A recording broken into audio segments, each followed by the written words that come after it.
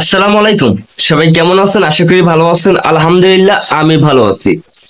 Saudi আরবের visa কি of হয়ে গেছে না খোলা আছে? আজকের এই ভিডিওতে আমি পুরোটাই ক্লিয়ার করব।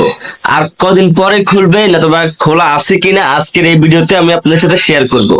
অনেকে বলতেছে সৌদি আরবের ভিসা একবারের জন্য অফ করে দিয়েছে, অনেকে বলতেছে না আবার খুলবে। তো সত্যি কোনটা আজকের এই ভিডিওতে আমি আপনাদের সাথে শেয়ার করব।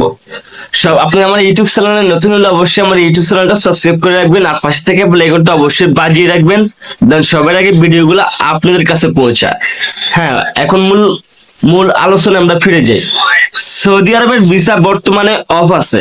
হ্যাঁ, সৌদি আরবের ভিসা বর্তমানে অফ আছে, তবে কিছু সমস্যার কারণে, সার্ভার সমস্যার কারণে বর্তমানে তিনটা রাষ্ট্রের জন্য সৌদির ভিসা অফ।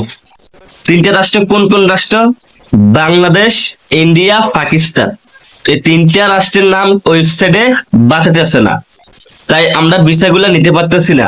আর যারা আগে ভিসা নিয়ে নিয়েছেন তাদের কোনো সমস্যা হবে না, তারা আসতে পারবে, সমস্যা নেই। তবে নতুন যারা এখন বর্তমানে নিতে যাইতেছেন, বর্তমানে এখন ভিসা উঠবে না, অবশ্যই বুঝতে পারছেন।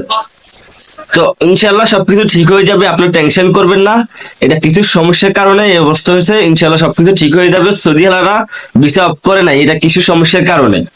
আর সৌদির ভিসা অফ হয়ে গেলে তারা অনেক আগে থেকে তারা জানিয়ে দেবে। তো অবশ্যই বুঝতে পারছেন, সবাই ক্লিয়ার হয়েছেন। ভিসা অফ হয় নাই, বর্তমানে সার্ভার সমস্যা, তাই এই অবস্থা। ভিসা ঠিক হয়ে যাবে। তো সবাই ভালো থাকবেন, আর ভিডিওটা ভালো লাগলে একটা লাইক করে দিবেন। সবাই ভালো থাকবেন, ধন্যবাদ।